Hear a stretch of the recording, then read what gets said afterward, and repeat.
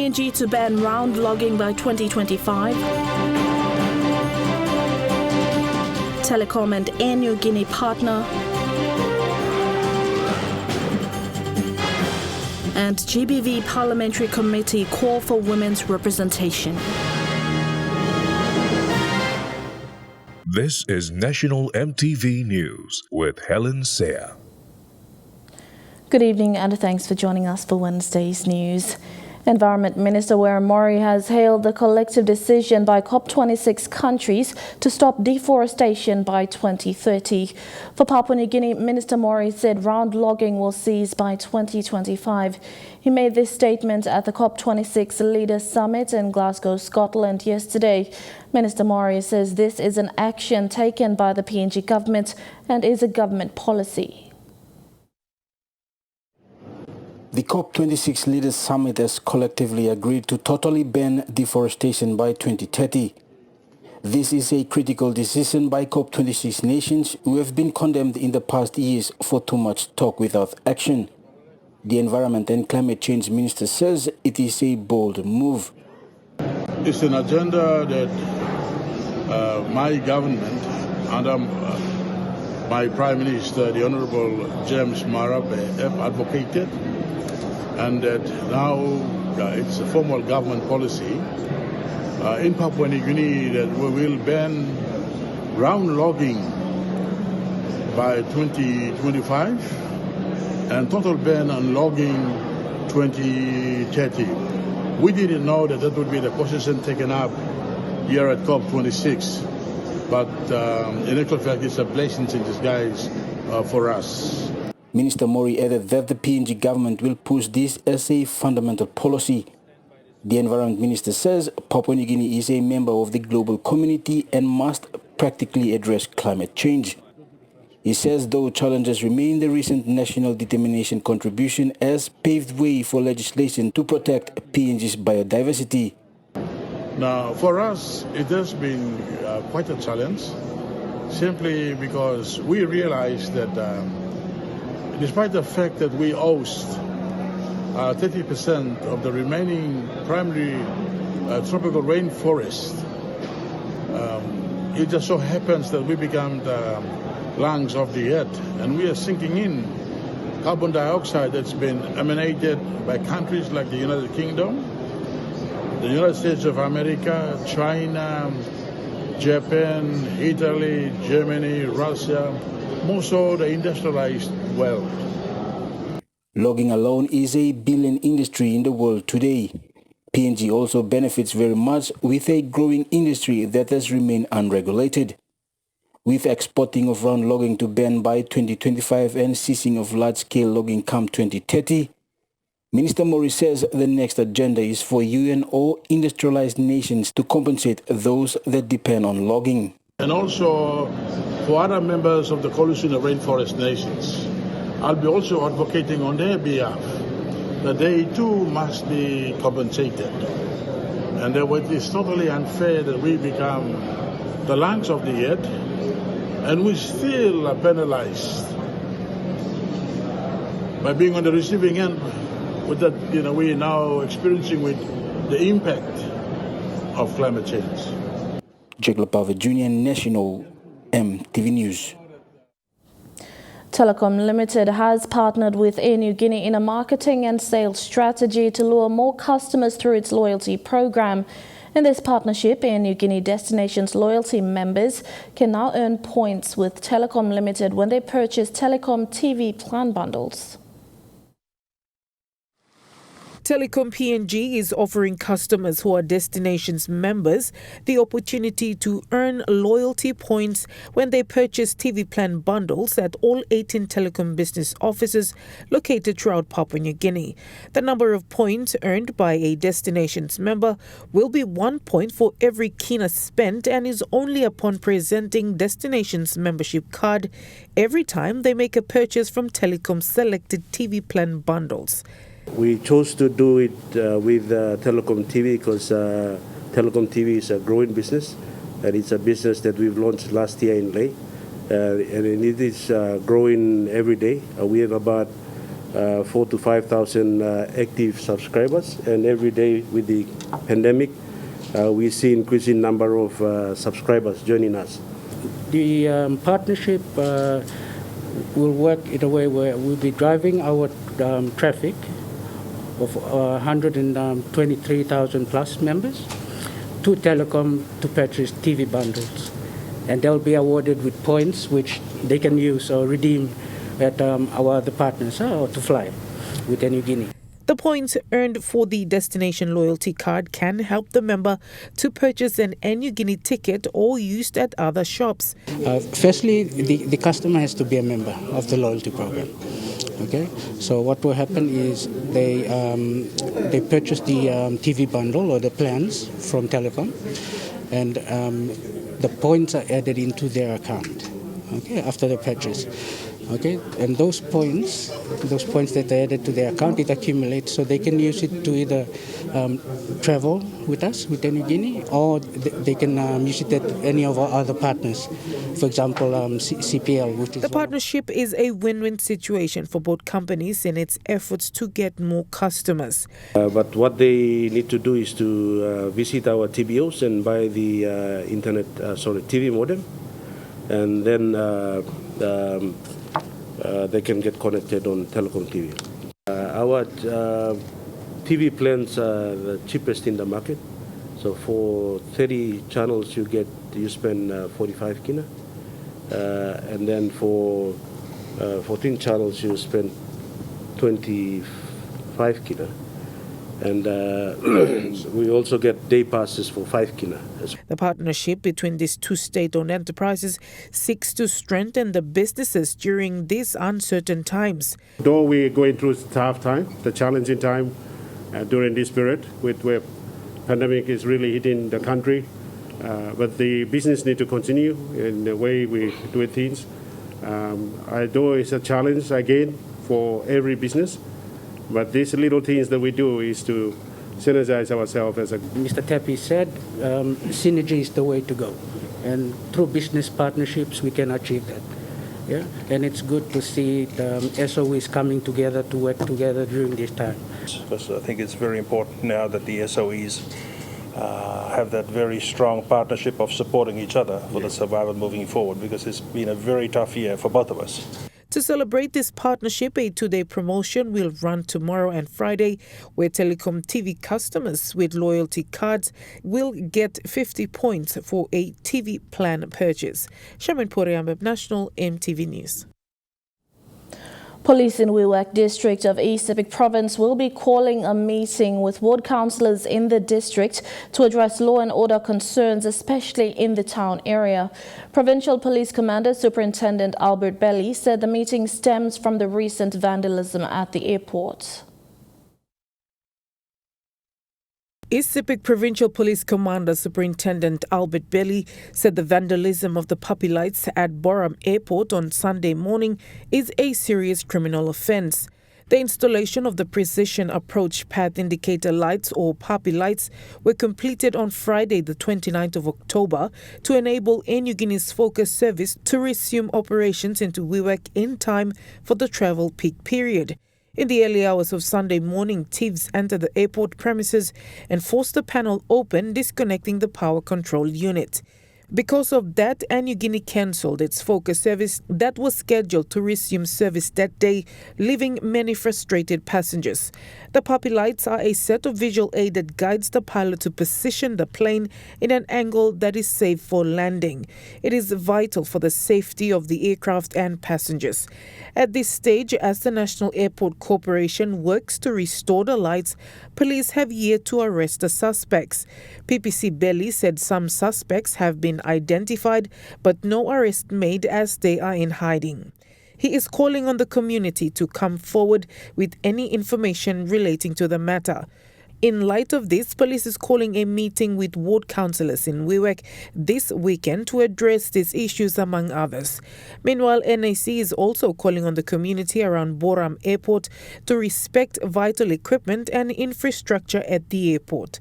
Shaman Poriambeb, National EMTV News. The Australian Medical Assistance Team have started transporting COVID supplies to 10 most affected provinces in Papua New Guinea.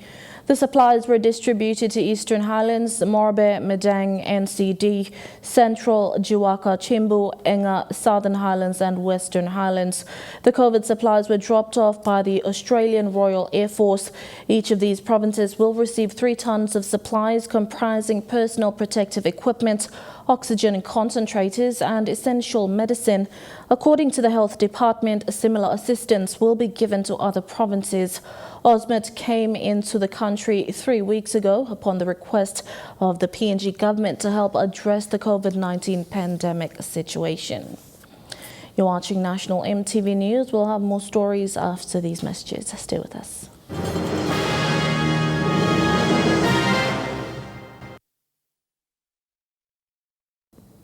Welcome back. Communities in remote Bundi of Medang will soon access a better road. Medang Governor Peter Yama says 4 million kina has been allocated by the provincial government. 2 days ago, Governor Yama and his administrators travelled to Bundi to talk to locals and contractor R & Sons civil contractor. Governor Yama says the poor state of road has affected movement of people and service delivery. The upgrade of the road will begin at Banu. The road is also significant because it will connect Bundi to Gambog and Kundiawa in Simbu. This road project is another economic road link that will serve Medang and the country as well. As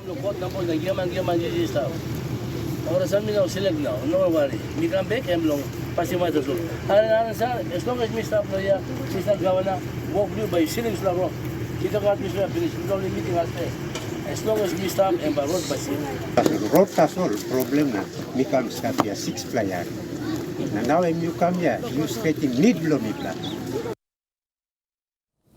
In partnership with NewNet and Nectar, Bukbilang Pikinini launched its When I Grow Up, I Want to Be an ICT Officer book today. The partnership aims to promote safe digital learning and to encourage young children to consider a career in information technology. 5 children took part in the launch and also visited the server room to see all the computer hardware and the different functions. It is important to start educating children at an early age to motivate them to choose their career path. Today, 5 children from Bukbilang Pikinini visited Nicta's server room to see all the computer hardware that runs Nicta's system. Absolutely. We find that it's very crucial to start early in a career in ICT. The thing that I appreciate about the ICT industry is that, it's very different to becoming a pilot.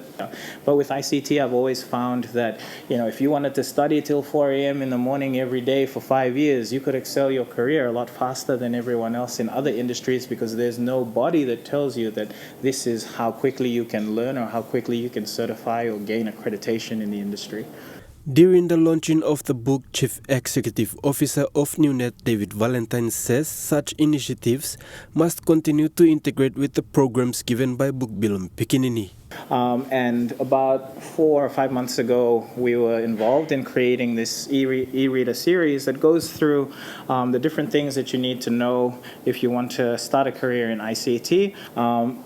But we were introduced to Bukbilang Pikinini over a year now, and we've been working closely with them with any of their, ICT needs and IT problems, and most recently, just working on this e-reader and getting the e-reader out. In addition to that, working with an e-library solution in their 16 to 18 library learning centers. Among the 5 children, Melanie Atu was featured in Bukbilang Pikinini's When I Grow Up, I Want to Be an ICT Officer book and was rewarded with a laptop. Melanie says she wants to be an ICT officer in the future. I learned to tap laptops. I learned to put games. I'll be an ICT officer when I grow up. What do I want to be when I grow up? Podivai, National EMTV News. Parents of students attending Kyunga Secondary School in North Fly, Western Province are advised to pay off outstanding school fees for their children before the end of the 2021 academic year. In a parents and citizens meeting held in Kyunga yesterday, it was revealed that parents owe more than 136,000 kina in school fees. Parents were told that students wanting to get their certificates should complete their outstanding fees. The school board mentioned that TFF funds were not received on time and no financial support has come from the provincial government since 2011, which has affected teaching and learning in the school. Over 700 students enrolled each year, depending on parental payments of 700 kina to ensure students are educated. Meanwhile, the graduation date for grade 10s and grade 12s is yet to be announced, pending the decision by the provincial COVID-19 team. And now looking at the NAS Fund market report, the kina opened unchanged at $0.2850 in the interbank market. At Bank South Pacific, your kina is buying $0.2775 $0.3649 Australian dollars, $0.3831 New Zealand dollars, and 31.09 Japanese yen. Looking at commodity prices at New York close, gold is trading lower, coffee and copra closed higher, while cocoa closed lower. Crude oil is trading lower, palm oil and copper closed lower. And on the stock market, the Dow Jones closed higher, the ASX 200 is trading higher, and the All Ordinaries is trading higher. National EMTV News continues with more stories after these short messages. Stay with us.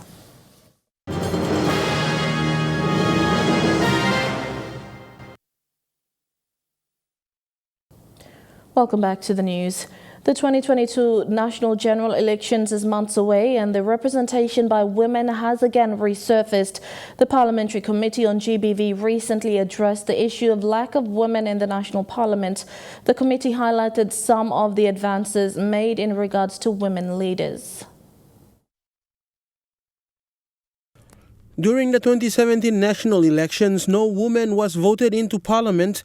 And with the 2022 national elections coming up, the issue of lack of women in parliament was raised by the Parliamentary Committee on Gender-Based Violence.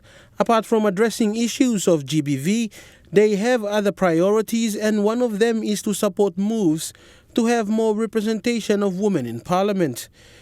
As of 1st of February 2019, Papua New Guinea was one of only 3 countries in the world out of 235 that had no woman in its legislative branch of parliament. We continue to advocate for the special temporary measures around reserved seats for women in parliament. It's a controversial topic, and there is no perfect solution to this issue.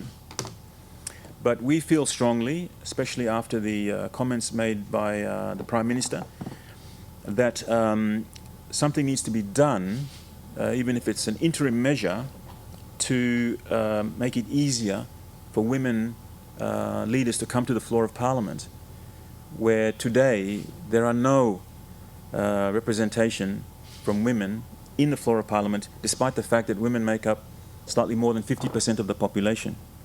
Committee member Powers Pakov says there has been a lot of talk about the 22 reserved seats for women in Parliament, but that might not be the case due to the Constitution not allowing for more than 120 seats. The Constitution only allows for 120 seats.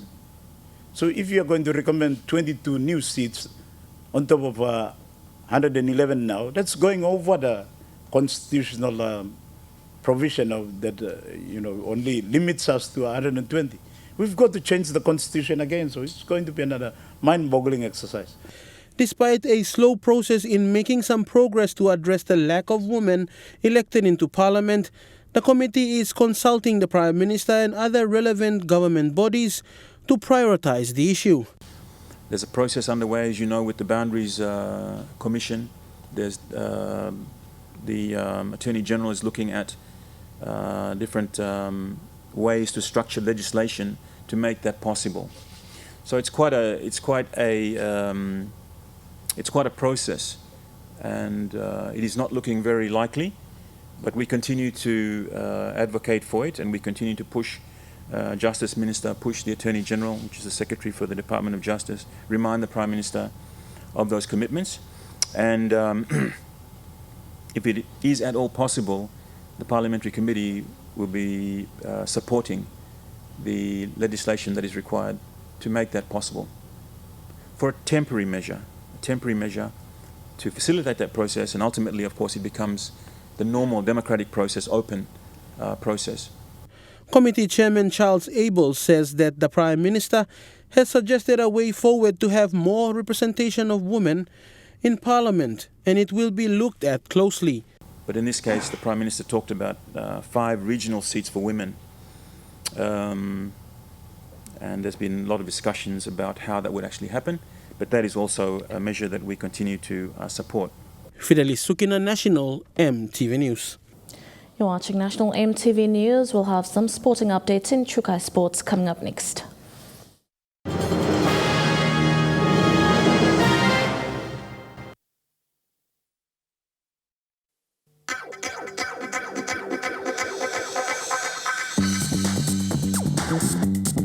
Chukai Sports.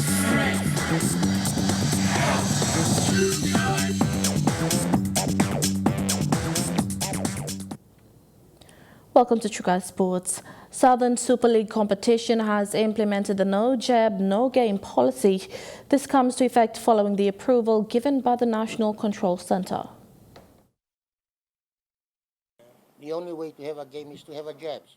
For players who wish to play in the Southern Super League or SSL competition, vaccination will be mandatory. Chairman Bagalo Solian says the no jab, no game policy applied is a requirement to comply with the directives from NCC allowing the competition to go on. He says the 12 teams participating have complied to vaccinate. At this point in time, all the teams have agreed to vaccination and all the teams have vaccinated. Otherwise, all teams have agreed to comply with the no jab, no game policy that we've sent in with our SOPs. Looking at the current state in Port Moresby, all games will be played in a confined location with no spectators allowed. All games are to be played in a area that's enclosed. So we're looking more towards the Moresby South Stadium, which is right here, and probably John Guys to share the load for games. For the outside games, I don't think it'll be possible with the current situation.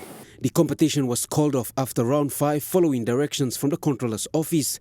With the resumption, Southern Super League finals are expected to be held around January next year.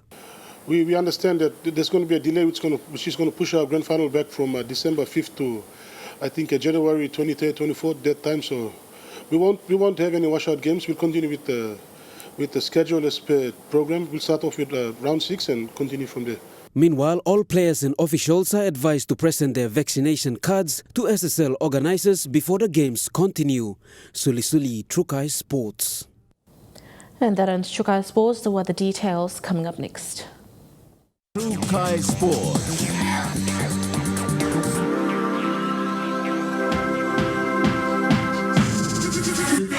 Chukai Sports.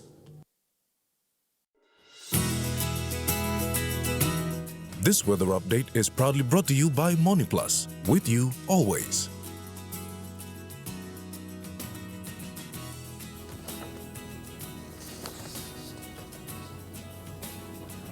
I'll look at the weather forecast for tonight and tomorrow in the southern region. Partly cloudy with possible brief showers and inland thunderstorms in Port Moresby.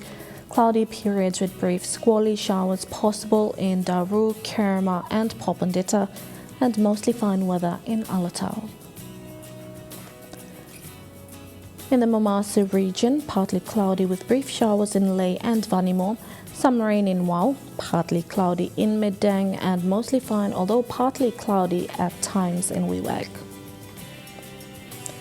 In the New Guinea Islands region, brief showers possible in Lorengau and Buka, partly cloudy with brief showers possible in Kavieng, mostly fine, although partly cloudy at times in Kokopo and Rabaul, and partly cloudy with a few showers in Kimbe. And in the Highlands region, partly cloudy with a few showers and possible thunderstorms in Mount Hagen, Mendi and Wabeg, and partly cloudy with brief showers in Goroka and Kundiawa.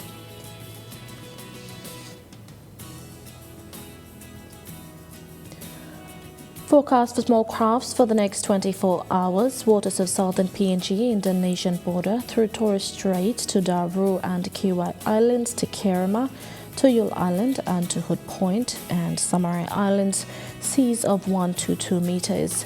Waters of Samari Islands to Cape Vogel and eastern and western Milne Bay Islands, seas of 1.5 to 2 meters. Waters north of Cape Vogel through Huongaft to Finschhafen, and with waters north of Long Island to Medang and Wewak to Vanimo, including northern PNG Indonesian border, seas of 0.5 to 1.3 meters. Waters of Finschhafen through Vitiaz and Dampier Straits to Siasti and Long Islands, seas of 1.5 to 2.5 meters. Waters of Manus and its western group of islands, seas of 0.5 to 1 meter, and waters of New Ireland, New Britain and Bougainville, seas of 0.5 to 1.5 meters.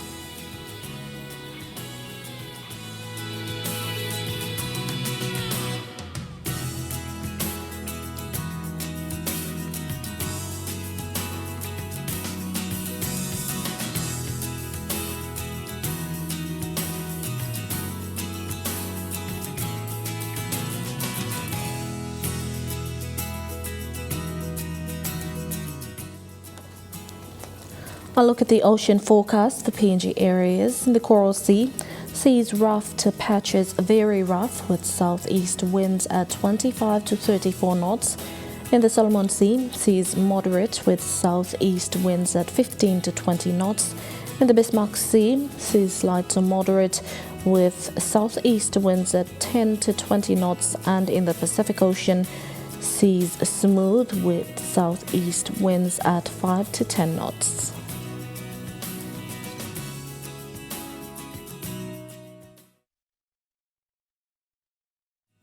The weather update was proudly brought to you by MoneyPlus, with you always. And that's been the news, sport and weather for Wednesday, 3rd of November 2021. Until next time, pleasant viewing, be safe and good night.